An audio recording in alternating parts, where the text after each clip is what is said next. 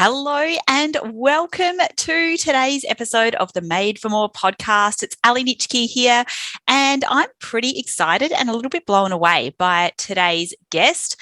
I first came across her at an event. She was one of the speakers that I was emceeing the event for. And what I loved so much about the topic that she spoke about was her refreshing approach to leadership. She's quite disruptive in her sector, which is always something that I can get behind, a little bit of leadership disruption. But I've just got off the recording with her, and she's an absolute powerhouse, far more than I could ever have imagined. And it was an absolute delight to have this guest on. So I will introduce her and then listen in, because this is a goodie. Make sure you have your notebook ready. So today's guest is Dr. Eva Balan-Vnuk, SA Government's Chief Information Officer at the Department of Premier and Cabinet. Eva is responsible for the strategic leadership and delivery of critical whole-of-government technology and cybersecurity services for South Australian Government.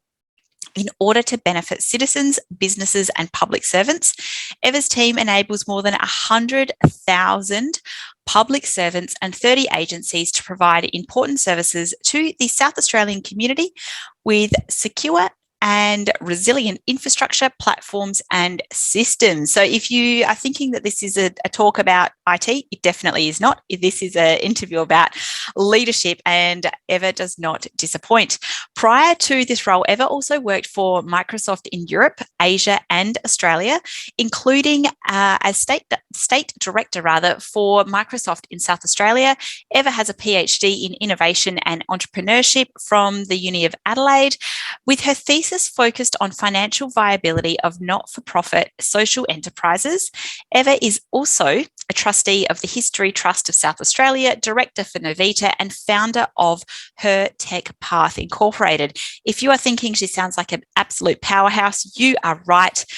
Let's dive in. Make sure you've got your notebook handy, because this one is a cracker. Welcome to the Made for More podcast. I'll be sharing my experiences along with some actionable advice to take your leadership to the next level. Introducing your host. It's me, Ali Nitschke. I'm a leadership and courageous conversations expert, a Nutella lover, a mother of 4 young boys, a wife and a dance floor junkie. I'm here to give you the motivation you need to level up, lead yourself, lead your team and your business. Let's go.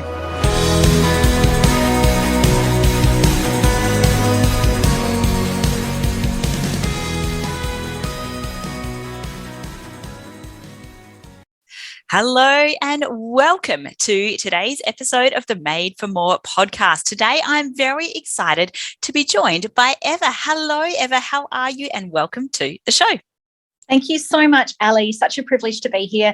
And I'm so looking forward to our conversation. Me too. So you and I crossed paths late last year, actually, at a conference, and you were one of the speakers on stage. I was emceeing, and I was absolutely blown away by your messaging and your leadership. And I knew as soon as I heard you speak that I wanted to have you so that you can share some of the amazing successes that you've had throughout your career, and I'm sure some of the successes that you have in your future as well.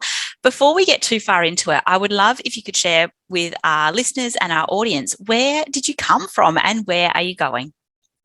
Oh, the big existential questions. I'm an Adelaide girl. My grandparents came after World War II, so I'm the product of Eastern European families. Went to uni here in Adelaide and then promptly went to Europe. I wanted to work there. I was really fortunate. I got a job with Microsoft in Vienna. As an intern, I was the bottom of the food chain. Best year ever. I met my husband there. He's from Europe.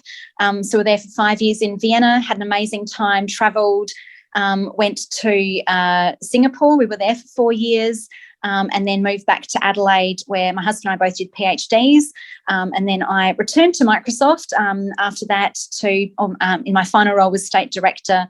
And then 5 years ago, I joined SA Government. Wowee, I didn't know that bit about Vienna. I also met my husband at work. I think there's something to be said about finding good people in the workplace. We'll leave that conversation for another day. So you originally started in tech. Now you're working in government. So tell me, what was the allure? How did you make that shift? Because that's quite different, Microsoft to government. There's a Whole nother kettle of fish. Tell me, what's been going on? Yeah. So look, I actually did a marketing degree. So international marketing was my major. And when I joined Microsoft in Vienna, it was in a marketing role. And then over the years, I took on team management roles and more on looking after sales teams, Lean Sigma work on refining our business models. And then after my PhD, I came back to Microsoft. I took on an enterprise sales role. I really thank my boss who took me on because I had never sold to government before, had never been in a formal sales role, and had almost no network in Adelaide. But clearly I did okay. I then became state director. And so in a way, I've kind of moved from one very big machine. Microsoft is a very big, exciting machine. Government's another really big machine. I operate well in these organisations, and I'm really here because of, I think I probably know more tech than I give myself credit for, but it's really about how to get results, how to get impact, how to bring people on a journey, and how to make sure we're really delivering the services that our customers need, not what we imagine that they need. Oh, that's a good one. So I want to backtrack a little bit. So working around lean processes, for those that don't understand what that means, if they haven't been in project world, can you share quickly around lean and Lean Sigma work? Yeah, so look, that was exciting. We were looking at our sales model and how we worked with external parties, and Lean is really around process, not just process understanding, but process optimization. So really understanding what's the current state and what's the to-be state. And my focus is really on how do we get people to change into a new way of working that is, cuts out inefficiencies, improves productivity. It actually delivers value faster in a chain. I know that's probably not the formal definition, but that's what we really strove to deliver. And, it's really interesting, isn't it? Because I think, I've got a little bit of background in tech. I can, I loosely say I can tech speak, but more so the conduit between going, can we have this button over here and can we make it talk over there? But it's interesting that often we think tech is so much around the coding and the process, whereas in actual fact, and you've probably come to realise this as well, is it is the people.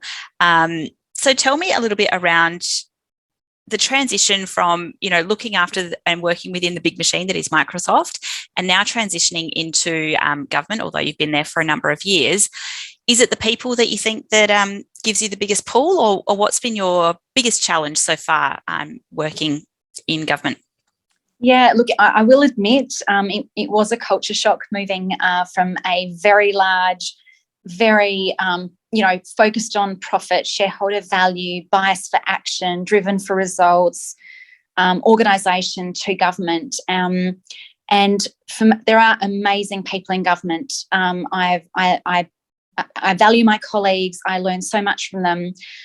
But there's a different layer of governance, of legislation, of things that in the private sector you don't have to think about. Yeah. So managing that. And I think the other really big difference is in Microsoft, you're rewarded financially for delivering value. Yeah. And there is no way you can't offer bonuses or payments to people in government. So I bake caramel slice and I bake gingerbread, and I bring that into the office because that's my way of giving a personal thank you to my team, to acknowledge their hard work and to thank them that, that I, as their leader, have spent time in my private life to make something that demonstrates that I value their commitment.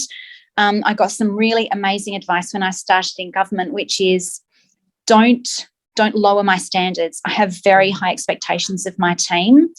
And you know what? People rise to the challenge. Some people will self-select out. They'll get on a different bus. There is mobility in the public sector. People can choose to go to another agency, take on a different role. I have now people who are actively approaching members of my team and saying, hey, can they get a job in our division? Because we've really managed to turn that culture around. Yeah, that's amazing. And I think when we start talking about culture and the impact that leaders have, and when your own team are getting questioned in the lunchroom by how do we get in on this, and how do we get in on the caramel slice, and although that's only one small aspect, and for some of some people, making a caramel slice might seem like, a bit of an annoying thing to do on a weekend or inconsequential, but I think there's a direct link between food and engagement. So carry on with the caramel slice and the gingerbread, because it's a winning formula for sure. But something else that you mentioned around a piece of advice, and I think there's always a gold nugget that new leaders or people that are newly appointed to a role receive. One of mine in my early days was don't come to me with your problems, come to me with your solutions. And it really shifted my mindset around problem solving. Now I'm a phenomenal problem solver, very, very thankful to that early influence that I had back in 2005 or something like that. But you mentioned that someone shared with you, don't lower your standards. And you've got very high expectations of your team. So tell me a little bit around that. Obviously it's culture shock. I've gone from private sector to government as well, and I can agree there is definitely a culture shock there. How did you go about that? Was it guns a-blazing? Was it gently? Did you sit in and kind of get a lay of the land? Or what was your approach to going, well, I'm not going to lower my standards, but also a bit of a culture shock. How do I bring people on the journey? Look, I'm never guns blazing. I think, look, the boss who hired me at Microsoft in my state director role, he said, you catch more flies with honey than vinegar. And that's another really important one. Keeping it cool. I really believe that as a leader, so some people say, oh, you're the leader, you can do whatever you like. My response is, as the leader, you must assiduously follow every single rule, because if you don't, why should anyone else? Yeah. So that means I have to keep my cool. I need to stay professional, calm, respectful, be curious. And I was approached for this role and I wasn't persuaded. And then I got persuaded that it was a great thing to, public value and all that good stuff and give back to the community. So as part of the recruitment process, I did a Hogan's psychometric assessment.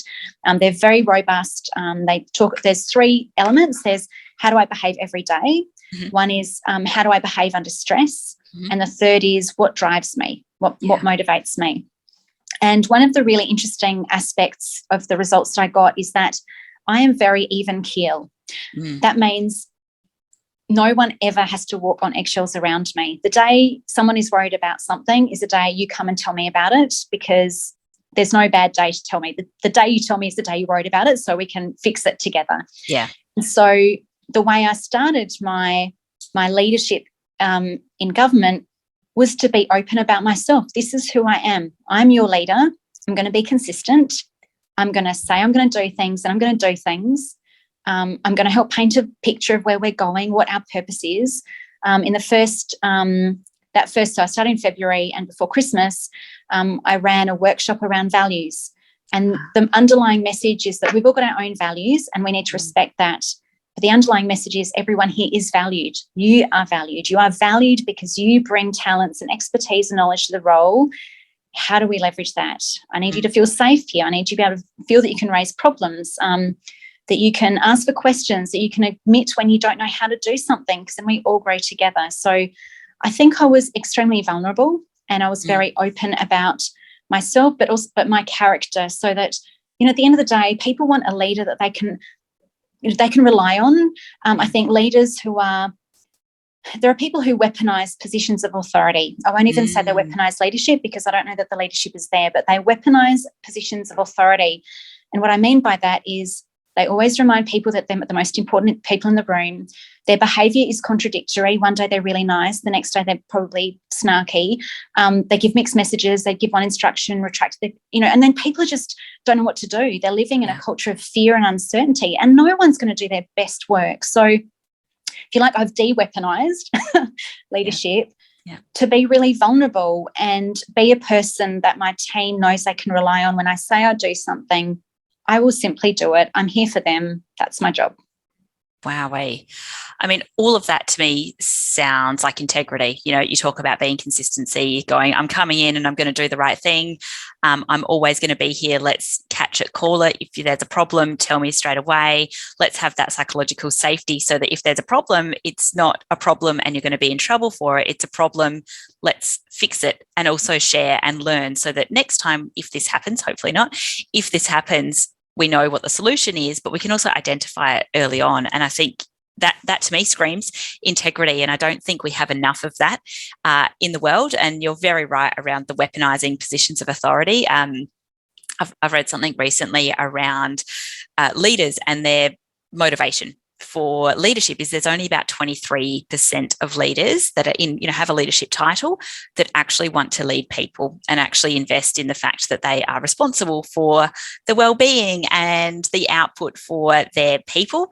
The other portion, the other 2/3 are around, positions of power. That's why their leadership next natural step in terms of financial gain and, of course, power, although sometimes that's well hidden.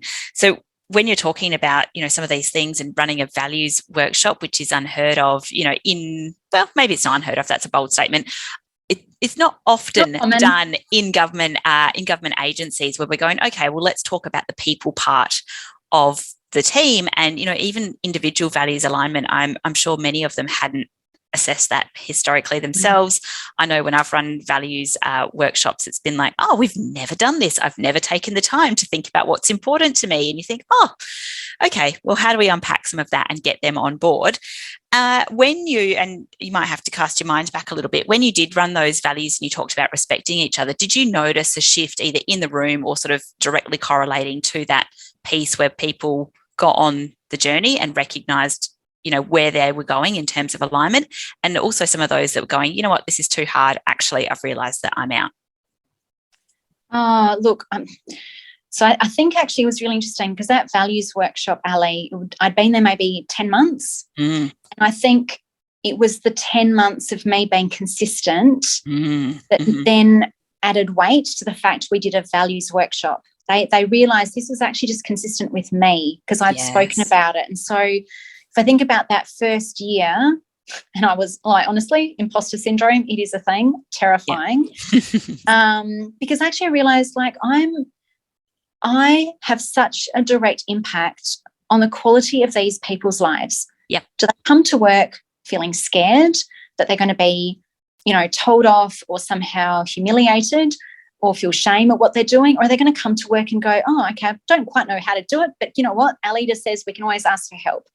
And so I think actually that values workshop was kind of the reinforcement that actually this is a real thing. And the culture has just continued to evolve. And, the way that colleagues support other colleagues is just amazing. Like a really small example, one of our leaders, his wife had their little baby 2 weeks early. And honestly, I kid you not, within 2 hours, the team's organised flowers. Yeah, love it. To the hospital, like that genuine care for the other. One of our colleagues during COVID, her whole family was struck down. It was incredibly stressful for her. The team self-organised and actually collected money to go and get groceries for her because she was struggling so much. Not that she couldn't afford groceries, but she was just so stressed with looking after her family. Yeah. So I mean, they're the people care I want to work with. Yeah, because we actually support each other and there's a sense that we've got each other's back. I think we've got our little oasis here and I love coming to work. And people are trying to break in. They're trying to join the team and get on board, on the oasis. No, and I think it's remarkable the work that you've done to turn around not only your team, because whenever there's a new leadership on board, there's always that, norming of someone new coming in. It's a new way of going. And then you've also gone, okay, well, for me to be able to survive and thrive here, consistency is key, and bringing them along on the journey as well, because they've probably gone through a huge shift in their own development as well as how they work as a team. And that must be remarkable to look back on and go, yeah, I think we're going all right. Yeah. Yeah. Years ago, I remember a leader said to me, leaders act as they must, not as they feel they should. Oh. Have you heard that before? Yeah, that's a no. That's an interesting one. Act as they must, not as they feel they should. No, that is actually a really important distinction because leaders have obligations. And think back to where you talked about what's someone's motivation to be a leader. There's other research that says that reluctant leaders are often the best leaders because they're reluctantly, and, also leadership's not a position. Like I've got, ASO 3s who are leaders because they role model behaviour that people respond to. Yep.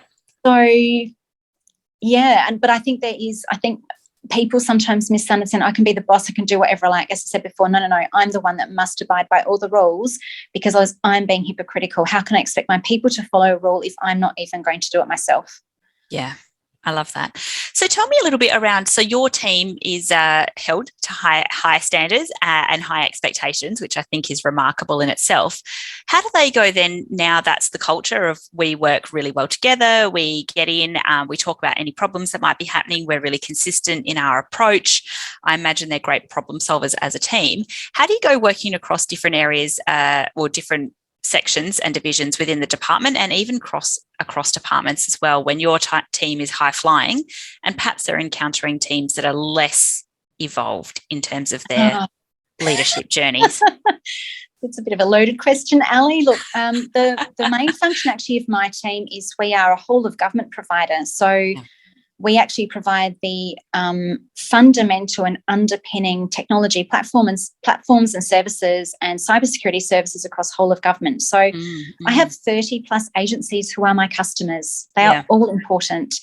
And what's been amazing is that as I've worked with my team on our culture, our relationships collectively with agencies and authorities has really grown and developed. And, if you think about it, like if you've got a central service provider issuing instructions and no support, what's your level of respect? Not much.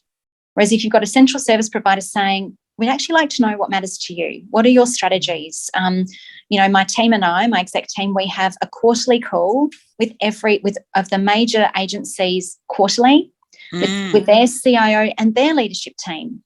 And so there's a lot of access to me and my executives. They get to their team that are officer level in government can ask me questions as an executive director about what are we doing about certain things. And that's being open, that's saying, and sometimes we don't have the answer. And, these calls are 30 minutes. You're not solving the world in 30 minutes, but it's opening the conversation to what else do we need to explore together? How else can we help? Or maybe quickly answer a question, or can you expand on your strategy? How are you approaching things? How do we work together? And so I think, again, that's consistent. It's been years in the making. And that, I think, builds a sense of reciprocity. So agencies come to us with issues, they come to us with problems, they come also with solutions on how do we work together to evolve things. And I think that's the public value we're adding. Like if my team can help be a bit of the glue and support, and we can find efficiencies and stop agencies maybe going down a path that isn't going to be valuable, or if we can get them to leverage an existing infrastructure investment, well, that's better for the taxpayer dollar.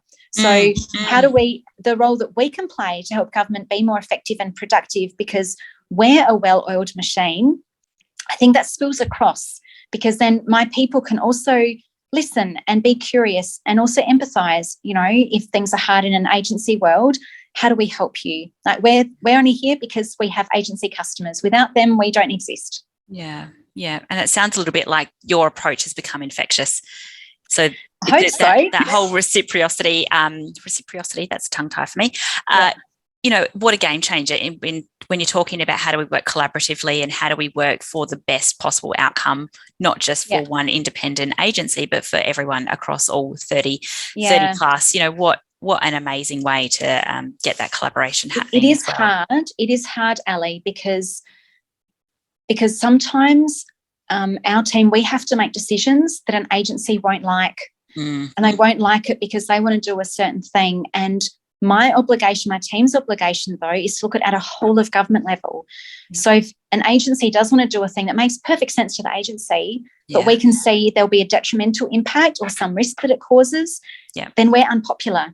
But that's our role also. So our role is not to be friendly with everyone and we say yes to everything. Our role is as custodians, and that's a tough gig sometimes. And I have to say, some of my peers completely acknowledge, no one's arm wrestling me for my job, by the way. They know it's a hard gig. I've got 30 plus customers to look after, support, balance, prioritise needs, requirements, very tight budgets. It's some people just go, wow, oh my God, that's hard. But I find it extremely satisfying. And the people that we've got, we just want to make a difference. And we feel that by operating at that kind of really central level, we can have the greatest possible impact and help as many as possible of our agency colleagues. I love it. So it sounds, and you said no one's arm wrestling you, which, it's always a surefire sign you're on a good thing. What do you do outside of work to kind of decompress? We know that people have been under a lot of pressure. We know that work, the boundaries of work-life balance can sometimes be quite blurry. I know I've certainly fallen victim to, some 10 a.m. emails. Ali, you meant to answer your emails at 10 a.m. 10 p.m., 11 p.m., 12 p.m. What do you do to kind of put some boundaries in place, but also to rest and recover so that you can get up and do it the next day and get up and do it the next week? So my first answer is I have amazing people in my team. Yeah. So that means I can actually sleep at night because I've got really capable people who are doing their job, who are enabling their people to do the job, who are enabling their people to do the job. So Brilliant. I think there's a real concern if number one is doing number two's job, number two's doing number three's job, and then I'm like, well, who's doing number one's job? Mm-hmm. So I about just over a year ago, I built my current leadership team. I mean, it was bonkers. I was trying to do the jobs of two of my directors. Yeah. Impossible. And honestly, it was exhausting, Ali, because it was too much. And I don't have all the knowledge and expertise. And since having, my full complement of directors, I can do what I'm really good at and my team can do what they're really good at. But yes, decompression is good. So I do have a family. I've got two girls and I love baking, hence the caramel slice. But for me, I'm extremely passionate about our sector. So I'm not a technologist from obviously qualification, but I've chosen to stay in the tech space because I fundamentally believe technology is changing the world. It's changing in all facets of our life, how we live, work and play. And we need diversity because if you think about the way AI is developing and GPT and all these new technologies, we need to make sure that there is a diverse representative group of people who are creating, developing, engineering these solutions, because otherwise biases get built in and that's not good for society. So I'm super passionate about, improving the gender diversity in STEM, and I founded a nonprofit some years ago that really is about how do we inspire girls to think about a career in STEM, because we need that diversity. Yeah, absolutely. I love that. And I'm going to ask you a little bit more around her tech path, which you are the founder of back in 2016, which is absolutely remarkable. But I'm just sort of thinking about tech now in 2023 versus tech in 2016. Were you a bit of an early adapter, do you think? Or is it just now that we're so saturated and we have so much accessibility that yes, we know tech's coming. Yes, there's AI. Yes, there's VR. There's all these things coming. But to me, it seems like it's popped up all of a sudden. You've been in the tech space for a long time. Cybersecurity, we won't even touch on that today. That's a conversation for another day. But back in 2016, was there a significant gap that prompted you to go, actually, we need to get better representation across the tech space? And that's how her tech path came to be. Tell me a little bit around what happened back in 2016 that prompted it. Yeah. Well, so it probably wasn't as evident then. But what happened was that I was frequently in meetings and I was the only woman in business. Yeah, right.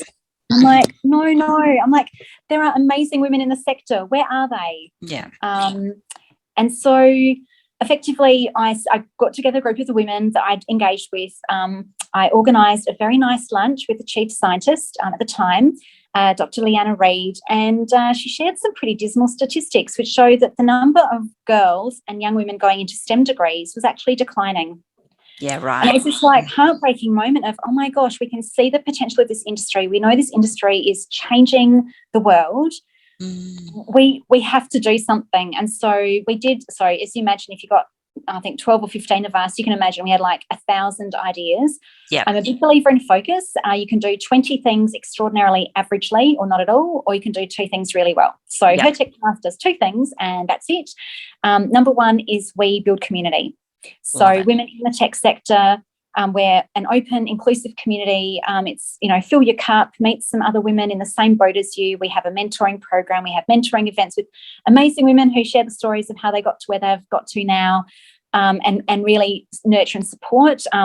In COVID, you can imagine COVID was super hard. And what we started was just a lunchtime call online and no agenda. And we were just like, wow, so what do you do about mental health? What happens when you're supporting children home who are being, at school or locked down? And how do you manage a hybrid workforce?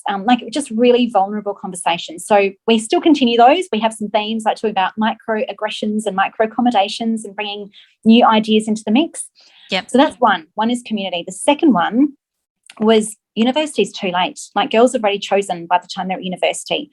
Yeah. So we've got to get into schools. So we developed a proposal, a workshop package that we was originally 2,500 girls in our first 3 years of operation, where we engaged with girls, and as visible role models, we rocked up to their classroom and we told them about, the amazing things that women have invented and contributed to the world, like, Kevlar bulletproof vest and heart surgery adhesive, and Ada Lovelace, the first programmer, and windscreen wipers, and rotary engines, all invented by women. And then we shared our stories, and girls could ask questions, and they ask hard questions, Ali. What's your plan B? What did you study to do your job? Have you experienced discrimination and harassment in the workplace? Jeez. Do you earn the same as your male colleagues? How do you balance family and work? Girls switched on. So that was like V1, if you like, pilot. Then COVID happened. And we've updated our workshop materials to be super inspiring. They don't want to hear about the gender pay gap, girls. They don't want to hear about older women being the most vulnerable to homelessness in our community. They want to know that they've got a role to play. And so we've incorporated the Ikigai canvas. I don't know if you know that. I do know the Ikigai canvas. Yeah, that's wonderful. Love it. Anyway, so that's what we do. So it's reaching girls, and we want to inspire them that yes, here are women who are doing some amazing work, and you could join us. I love that. So is that for primary school or high school aged? It's at the moment for high school, just Yep. because I think primary school you need like a hands-on robot thing to build, and we don't have that kit. So the cheapest option is our army of volunteers who all have a Working with Children check, who are trained on our materials and go out and oh my God, I get so invigorated when I get to speak with girls, because I'm like, oh my gosh, look at the opportunity and the potential and all these amazing girls and young women who are going to, help change the world. It's amazing. Yeah, I totally agree. I mean, I've got 4 sons, so coming at it from a different perspective, be nice to the girls, boys.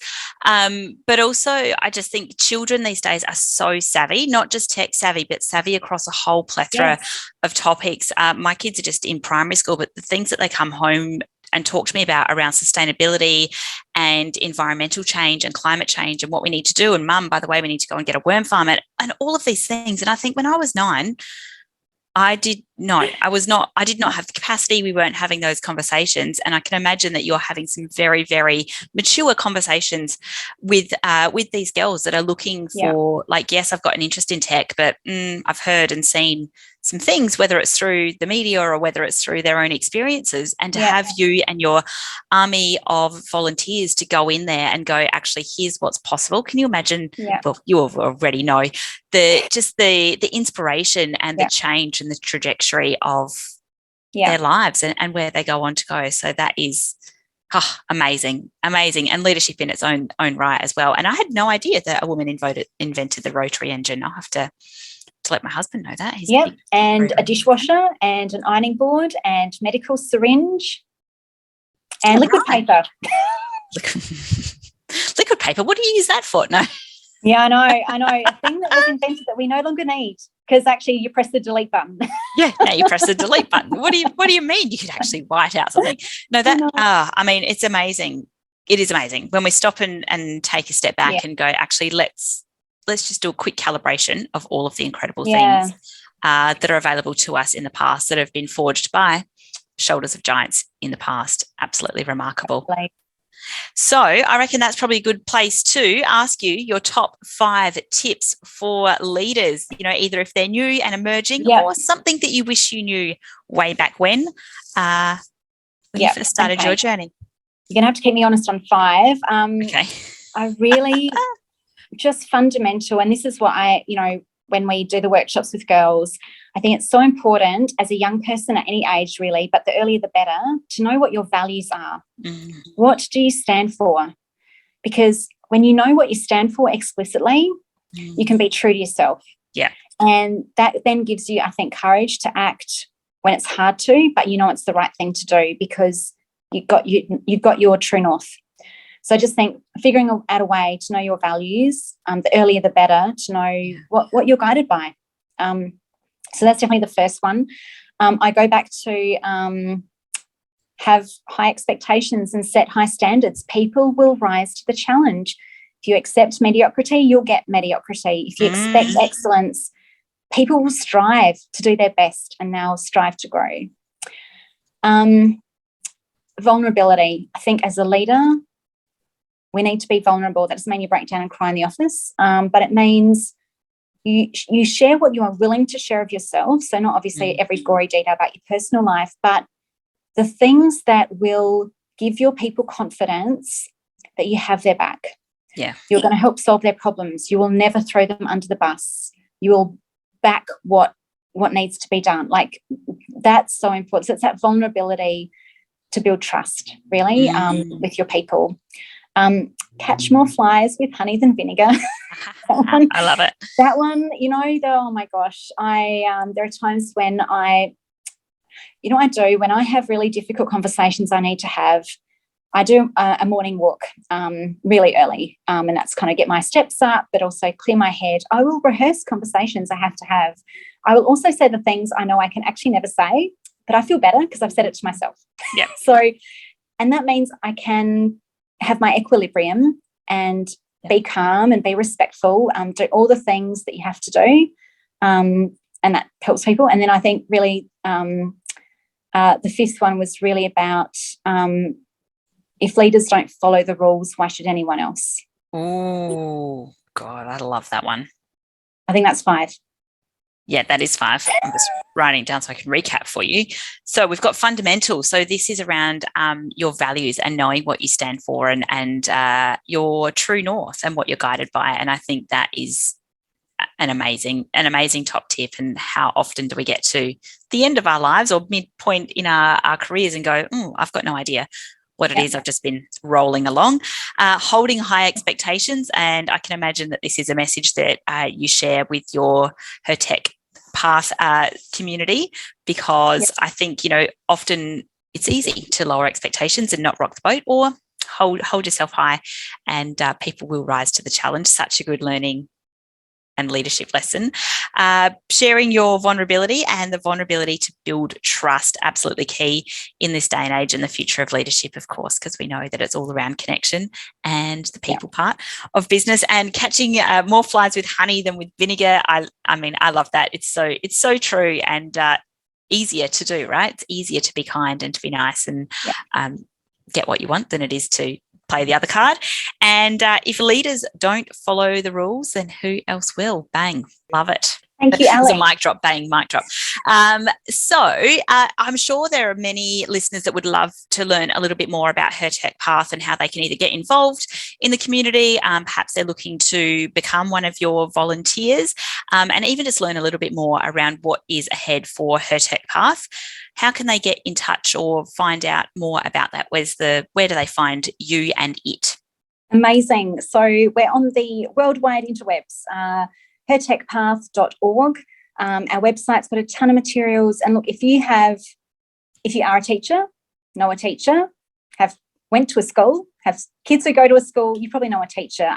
All schools can book a free workshop on our website. And also there are buckets of materials for parents and caregivers. So how do I even talk about STEM careers with my child, my young person? There's resources for educators and teachers, and there's resources for young people. So hertechpath.org, there's booking and contact forms all over the website. We're on LinkedIn, Facebook, and Instagram. Amazing. I'll put all of the links in the show notes, as well as a link to some of the Ikigai stuff as well. I forgot to elaborate on that, but I'll put a little image in there as well. Eva, thank you so much for coming on today. You're an absolute inspiration to new and emerging leaders, and definitely setting a higher expectation for leadership and what it means in 2023. and beyond. So thank you so much. Thank you, Ali. Thank you so much for joining me today. If you enjoyed this episode on the Made for More podcast, please make sure you subscribe to receive future episodes. And of course, 5-star reviews are always welcome on the Apple podcast. If you'd like a copy of the show notes or any of the links mentioned today, check out madeformore.com.au/podcast. And of course, if we aren't connected already, you can find me in all the usual places. Ali Nitschke on LinkedIn, ali.madeformore on Facebook and Instagram. I hope you have an awesome week, and I'll catch you again soon. Bye-bye.